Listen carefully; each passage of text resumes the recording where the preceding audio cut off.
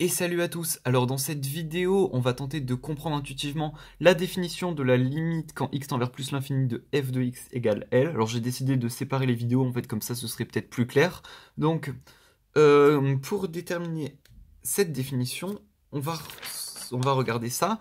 Donc la définition du cours c'est celle-ci. Donc je vous invite vraiment à regarder la première vidéo de la playlist, la vidéo quand x tend vers k de f de x égale L. Comme ça vous aidera à comprendre pas mal de trucs.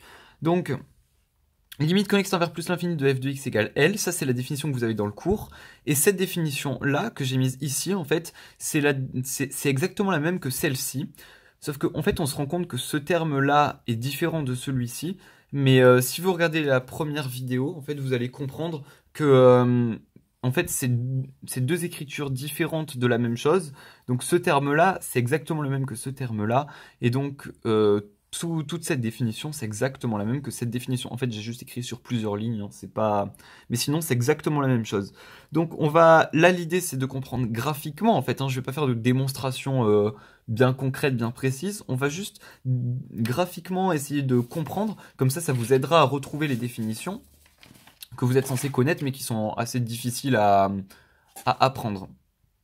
Donc du coup, pour commencer, on a un epsilon positif. Alors je vous rappelle, dans la première vidéo, on va pas mal re-regarder cette feuille. Donc dans la première vidéo, on avait vu que le epsilon était quelque chose comme ça, en fait, était dans ce sens-là. Donc là, on a déjà pour commencer L, qui est la limite. Donc on va la remettre, en fait. La limite, donc, qui est à peu près ici, voilà, là ce serait L. Et on va pouvoir mettre epsilon, donc qui est l'intervalle en fait dans lequel L se trouverait. Donc là et là, voilà. Avec ça, ce serait epsilon. Et idem de ce côté-là. Epsilon. Bon, j'ai écrit sur le L, mais vous comprenez que ça c'est L, c'est la limite. Et d'un côté et de l'autre, on a epsilon.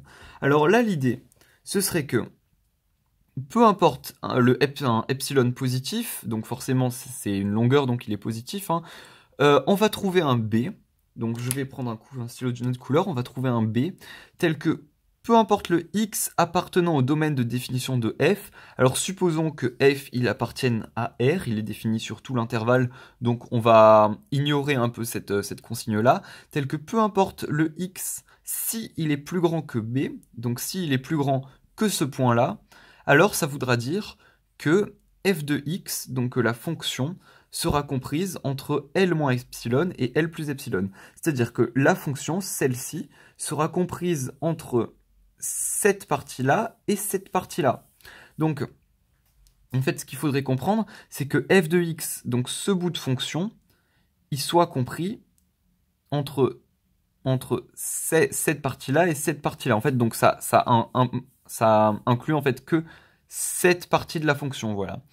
Donc du coup, si f de x est compris dans cette partie-là, on avait dit qu'il existait un x plus grand que b, tel que f de x serait compris dans cet intervalle-là. Donc si x il est compris dans cet intervalle, enfin il est compris partout ici, ça veut dire que en fait là on va descendre un point un peu remarquable entre guillemets, tel que si x il est plus grand que ce point, donc ce point en fait c'est b, et donc si x il est plus grand que b, alors f de x sera compris entre L moins epsilon et L plus epsilon, c'est-à-dire en gros que si x est plus grand que b, donc je vais mettre ça là, si x est plus grand que b, alors du coup, f de x sera compris entre L moins epsilon, donc entre toute cette partie-là, et L plus epsilon, voilà. Donc, en gros, c'est à ça que revient la définition. La limite quand x tend vers plus l'infini de de f de x en un point, c'est en fait cette définition-là. Donc peu importe le epsilon que je choisis, si il est plus grand que 0, ça voudra dire que on va trouver un point B qui est plus grand que 0, là on a 0, il est plus grand que 0, tel que peu importe le x, donc appartenant au domaine de définition de la fonction, si il est plus grand que b, donc si le x il se situe là-dedans, je vais prendre n'importe quoi. Par exemple, si mon x il est plutôt ici, on va pas le prendre ici, s'il est ici, bah, si mon x il est au-dessus de b, alors f de x, donc qui est ici, il sera compris entre L moins epsilon et L plus epsilon. Alors juste qu'il faudrait comprendre rapidement, enfin graphiquement on peut comprendre que dans ce cas-là, peu importe où je vais, même si je vais vers l'infini, le x il sera toujours compris entre L moins epsilon et L, puisque la fonction ne dépasse jamais L. Mais dans le cas où par exemple la limite quand x tend vers moins l'infini de f de x égale à L, dans ce cas-là ce sera le contraire. F de x sera compris entre L et L plus epsilon. Donc ça, c'est un peu la définition générale. C'est pour ça qu'on va laisser en fait L moins epsilon et L plus epsilon, car elle est plus facile à retenir. Et même comme ça, on a bien les encadrements comme on veut, comme dans la première définition, etc. Voilà, alors j'espère que vous avez bien compris cette partie-là. Donc maintenant, on a fait celle-ci. On va se retrouver dans la prochaine vidéo pour parler de la limite quand x tend vers k de f de x est égal à plus l'infini. En tout cas, je vous invite vraiment à voir la première vidéo si vous ne l'avez pas vue. Et on se retrouve dans la prochaine vidéo.